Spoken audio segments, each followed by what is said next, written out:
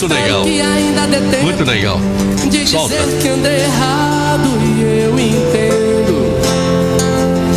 As suas queixas estão justificáveis e a falta que eu Interessante, fiz eu nessa estava falando semana. da Cássia Eller era pouco aqui, né? E aí você me pede o Nando Reis, Nando Reis. que foi o grande parceiro, foram grandes parceiros os dois, né? É. Uma coisa assim muito legal. Eu gosto do Nando. Boa noite, Vanessa, que legal. Boa noite. Família tá bem. Tá tudo Papai bem. tá legal. Tá tudo certo com o papai. Tá lá no iceberg, tá tudo certo. Aham. Bom, Vanessa, o ano passado a gente teve a oportunidade de conversar aqui a respeito dessa coisa que é a segurança do paciente. E nada melhor do que a gente falar a respeito desse assunto, principalmente nessa época em que a gente está tendo aí contaminação de todos os tipos. A gente, aqui em Rondônia, tem uma história.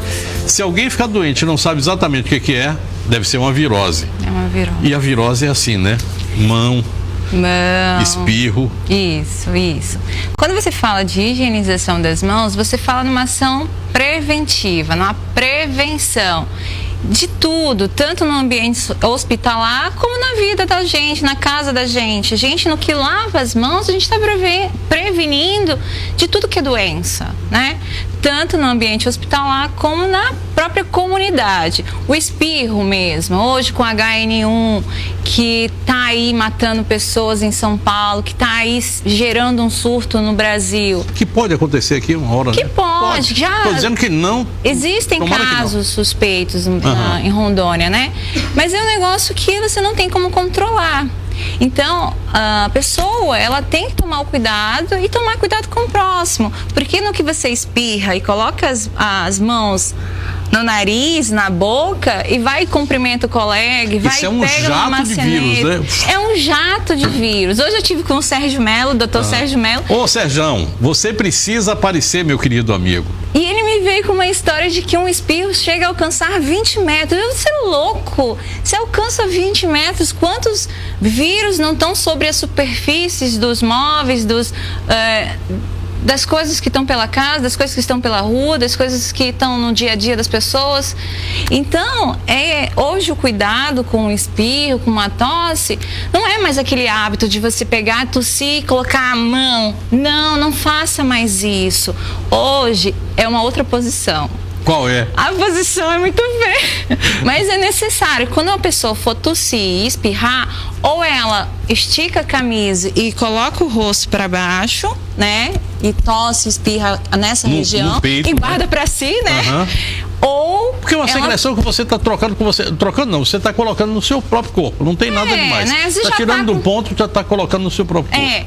E eu então a posição de pegar o braço e tossir ou espirrar. Não mais fazer com as mãos, porque as mãos elas levam o micro-organismo. Interessante, Vanessa, você está falando uma coisa que eu tenho assim eu acho muito interessante a cultura oriental. O japonês, principalmente, ele não se cumprimenta tocando as mãos. As mãos são coisas assim são reservadas. Normalmente com a inclinação de cabeça e um pouco afastado. A gente não, a gente gosta de pegar na Se mão, afagar. abraçar, beijar e tal, não sei o quê. 2 beijos, 3 para casar, 4 para verdade. morrer, né? Às vezes pega E uma H1N1. outra coisa que japonês tem muito interessante é não entrar com sapato dentro de casa. Ele não anda. Dentro da casa, em cada cômodo da casa, existe um chinelo. É o chinelo do quarto, é o chinelo da sala, é o chinelo da cozinha. Ou então ele usa um chinelo só, mas que ele circula pela casa. Nunca entrando com sapato da rua, sandália, ou o que for, o calçado da rua, em casa. Extremamente correto isso. Isso é uma... Se a gente pudesse pegar isso, né? Mas olha, quanto de cultura a gente vai ter que corrigir, quanto de tempo para poder chegar a esse tipo de atitude, de né? comportamento. Uhum. É verdade. Os japoneses são muito cuidadosos, até com a alimentação, né? Tem uma sobrevida bem longa aí, uma jovialidade muito grande, a pele deles são muito... bem bonitinha. Você tem um pezinho lá, né? Tem um pezinho lá. Tem. Quem é? É o Meu pai? bisavô. Bisavô. Bisavô. Bisavô. E aí você traz também um pouco dessa cultura. Porque isso Tem vai uma passando mistura, dentro de casa, né? Dentro de casa essas coisas ocorrem. Eu fico imaginando se as mães e pais hoje, as pessoas começassem a falar mais com as crianças a respeito dessa história de cuidar, de lavar as mãos, a gente não precisaria ter tanta preocupação. Nós estamos nessa campanha que dá abertura amanhã. Hoje nós até gravamos com o secretário Wilmes Pimentel, secretário de Saúde, da conscientização dos profissionais de saúde. Ok, isso tem que ser maciço, forte em cima dos hospitais, mas também tem a participação dos familiares, tem a participação do próprio paciente e das pessoas que estão fora de um hospital. Começar a conscientizar a população que a higienização das mãos não é só para o ambiente hospitalar. Que a higienização das mãos, a educação, começa em casa. Meus filhos, eles sabem fazer a técnica de higienização das mãos. Quantos anos tem o moleque? Sim, o Paulo Vitor tem 5 anos e a Ana tem 3 anos de idade. E já sabem. Já sabem fazer a higienização, porque a educação tem que vir de casa. Quando eu entrar no ambiente hospitalar, quando é da própria escola, eles já estão habituados. Gente, olha, se a gente consegue colocar para uma criança, não é alguma coisa fácil não, porque escovar os dentes não é a melhor coisa do mundo. E criança resiste bastante. Mas se você consegue, com brincadeirinha, com educação, deixando essa coisa assim, utilizando um tratamento lúdico, você consegue com que a criança escove os dentes tranquilamente. Essa história das mãos, que é muito mais lúdica, né? Tem esse negócio de... Você vai ensinar e daqui a pouco... E as crianças cobram dos pais. Quando você passa a ensinar as crianças a fazerem a metodologia certa, ela começa a cobrar dos pais, que os pais sirvam de modelo. E aí sim, vai disseminando os professores, todo mundo entendendo, os amiguinhos.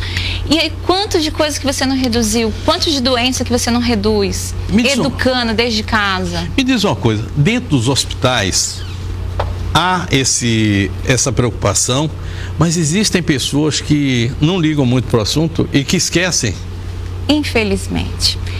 Controle de infecção hospitalar, que ela é praticamente transmitida, as doenças as IRAs, infecções relacionadas à assistência à saúde, elas acontecem por falta de higienização das mãos.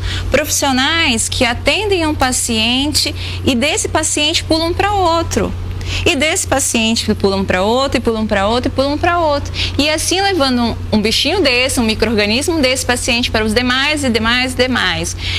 E desde 1998, as comissões de infecção hospitalar já trabalham maciçamente na conscientização de higienização das mãos.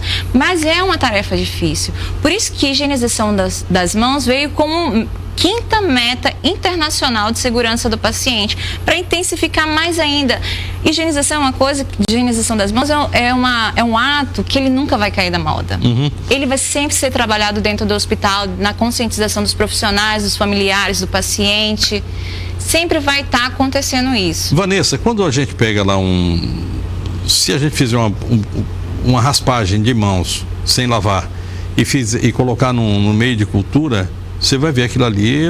Então, tem uma técnica muito boa, que os núcleos de educação permanente, núcleo de segurança do paciente e comissões de infecções hospitalares dentro dos hospitais fazem, que é usar uma caixa preta, em que eles colocam uma substância, botam esse profissional para higienizar as mãos, colocam dentro da caixa preta com infra e começam a observar onde estão as sujidades.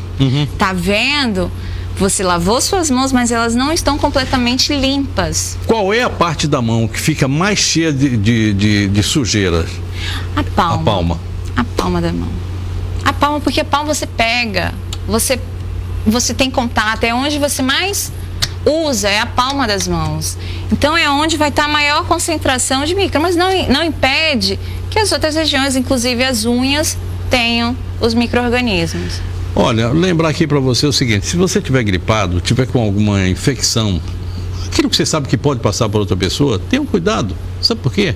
Você passa para outra pessoa, depois essa pessoa vai passar para você. Vocês vão ficar fazendo uma troca que não vai levar ninguém para frente, só leva para trás. Vanessa, vamos lá, porque a gente precisa falar mais ainda a respeito de segurança. De segurança. A gente está falando aqui de higiene das mãos. Ir ao hospital sem necessidade, para quê, né? Queria que você falasse um pouco a respeito disso. Sim. Tem gente que me diz assim, não, mas você não foi visitar, nem deve. Quem tem que estar lá no hospital é médico, enfermeiro e paciente, né? Então, com o surto de H1N1, as pessoas por uma simples gripe ou resfriado já estão correndo para o hospital. Não faça isso. Não faça isso. É só quando os sintomas mais exacerbados aparecerem é que você deve correr para o hospital. Mas ir para o hospital por uma simples gripe, por um simples resfriado, não vá. Recentemente estão sendo instaladas catracas na entrada do hospital de base. É para limitar realmente a entrada de pessoas dentro do hospital. Porque o hospital é um ambiente crítico. Lá circula um micro-organismo.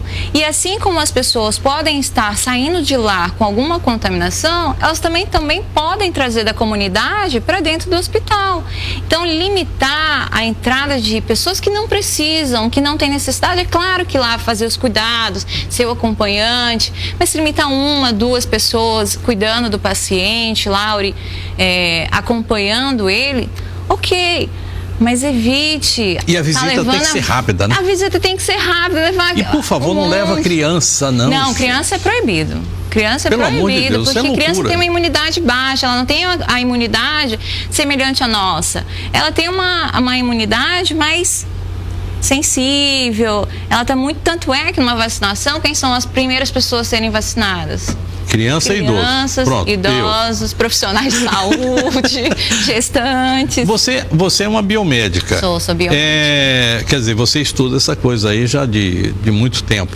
Qual é o bicho, o animal, que mais prejudica a saúde, o que mais leva a contaminação para dentro do hospital? Barata, formiga, o que é? Mosquito? Então, essa questão de bicho dentro do hospital não pode acontecer. Não deve. Não deve acontecer. Mas tem, né? Não deve acontecer, né? Por isso que existe o programa de detetização de pragas e vetores dentro, que isso é obrigatório. A vigilância sanitária cai firme e forte em cima disso. Que os hospitais têm que apresentar esse programa de pragas e vetores, no combate a pragas e vetores, né? Mas isso, realmente, baratas, ratos, são bichos que realmente levam doenças, não levam só para os hospitais, mas levam para as nossas residências. A gente né? tem outra história aqui também, que são os pompos, né? O rato do céu está aí tomando conta aqui da cidade. Bom, importância de pacientes e acompanhantes saberem a respeito de higienização de mãos. Com certeza. Você que é acompanhante, que está lá dando os cuidados ao seu paciente, é importantíssimo conscientizar que você também, ao tocar no paciente, a ter lá os cuidados, fazer um afago, ou então ajeitar a roupa, antes de tocar no paciente, é necessário usar o dispenser de álcool gel que está na parede, ou então ir até o toalete e usar lá o dispenser de sabonete líquido e lavagem das mãos, né? Nunca tocar, depois de lavar as mãos, nunca tocar na maçaneta da torneira. Pegar o papel e fechar. Não toque na maçaneta. Porque você lavou as mãos e vai lá, toca na maçaneta. Não tem nenhum sentido. Não dá, você suja novamente. E é importante que pacientes e acompanhantes cobrem dos profissionais de saúde que higienizem suas mãos. Você trouxe álcool gel aí hoje? Trouxe. Então daqui a pouco nós vamos fazer aqui uma experiência, mostrar como é que se faz higienização das mãos. Eu estou bem interessado nessa história. A gente precisa sim tomar cuidado com isso. Então, pacientes, cobrem do profissional que estiver fazendo atendimento a você que ele higienize. Não é incômodo, não é vergonhoso, é um gesto nobre, muito pelo contrário. O profissional de saúde ter conscientização que ele precisa higienizar as mãos antes de tocar no paciente, é um gesto nobre, é um gesto da categoria. A categoria tem que incorporar que essa é uma ação nossa, intrínseca à nossa profissão. Eu vou chamar o intervalo e a gente volta já para falar mais a respeito desse assunto. Eu saio com o intervalo para o intervalo com imagens do céu de Rondônia e eu volto já. Esse é o Tempo Real. Hoje nós estamos falando de cuidados com saúde. Nós vamos avançar mais aqui em alguns temas que estão lá dentro do hospital também, mas que estão também dentro da nossa casa. Por exemplo, lavar o copo na pia e depois passar o pano que está meio sujo lá, que está jogado em cima do... Só encostou, lavou e já botou para enxugar. Pronto, aí não precisa, aquela história de enxugar, não para com isso que não resolve nada não. A A nível de secretaria, Agência Estadual de Vigilância em Saúde, a Vigilância Sanitária, temos eu, né, que estou à frente da coordenação, eu conto com o apoio do Dr. Sérgio Melo, né? Que não é o Sérgio Melo daqui, mas o outro lá de cima também fica pedindo para que as coisas deem certo. Conto então com minha grande parceira também, a Marcela Miura, que é coordenadora de educação permanente, a Rosimar, da assessoria técnica, Socorro ali. Nós fazemos a força, né? E dentro dos hospitais nós temos equipes específicas para essa atuação. Dentro dos hospitais nós temos um chamado Núcleo de Segurança do Paciente, que é ele que está trabalhando as 6 metas internacionais de segurança do paciente: identificação correta do paciente, comunicação efetiva entre os profissionais, cirurgias seguras, uso racional de medicamentos, higienização das mãos, prevenção de quedas e úlcera por pressão, né? Então essa equipe se soma a 2 outras equipes, que é o Núcleo de Educação Permanente, que é um núcleo responsável por educar, por levar a capacitação dentro de cada polo, dentro de cada segmento dentro dos hospitais. Multiplicador. É um multiplicador, ele que sai capacitando a turma do hospital, né? Também temos a Comissão de Infecção Hospitalar, que monitora todas as infecções que acontecem, e junto a essas 2 comissões trabalham em capacitações a todo tempo. As pessoas têm muito medo de infecção hospitalar. Isso é um assunto que a gente fala aqui, pegou uma infecção no hospital. Nem sempre a infecção é do hospital, mas tem muita gente que fala a respeito disso. Eu queria que você abordasse de forma assim bem rápida o que é a infecção hospitalar e a infecção que você adquire ou pode passar lá dentro do hospital, que na verdade não está lá dentro da parte física. Então, quando uma pessoa vai para o hospital, ela deve ter algum problema. Então ela tem uma patologia de base, alguma doença, né? Ela dentro do hospital. Como ela está doente, ela tem uma imunidade fragilizada, ela está num ambiente crítico, onde circulam micro-organismos multiresistentes. E aí, o que acontece? Nessa falta de higienização das mãos, na falta do cuidado com a asepsia, com álcool gel, ou então com sabão e água mesmo, a gente sai levando um micro-organismo de um paciente para o outro. E aí aquele paciente, no que acontece isso, aquele paciente que além da patologia de base que ele tinha, com a doença que ele entrou para o hospital, ele acaba pegando uma infecção hospitalar. É uma doença oriunda do ambiente hospitalar. Aí sim, fica muito mais difícil de tratar, porque aí aumenta o tempo de internação. Se você aumenta o tempo de internação, ou seja, você tem mais tempo exposto aos demais micro-organismos. Diminui sua imunidade, porque seu sistema imune vai lá batalhar contra esse outro micro-organismo. E terceiro, antibiótico. Dar-lhe antibiótico em cima daquele paciente, né? Então, a prevenção, vir com a prevenção, com a higienização das mãos, é a metodologia mais simples de evitar a infecção hospitalar. Superbactérias. Isso existe ou isso é mito? Não, existe. Superbactérias existem. Existem as bactérias que antibiótico não consegue matar. São as benditas superbactérias, a NDM, a KPC, são bactérias que não há antibiótico. Já tivemos o primeiro caso de NDM, New Delhi beta-lactamase. São pouquíssimos casos no mundo até. Nós tivemos o primeiro caso confirmado o ano passado. Mas a paciente sobreviveu, está muito bem. Graças a Deus a gente está monitorando essa paciente, mas ela está muito bem.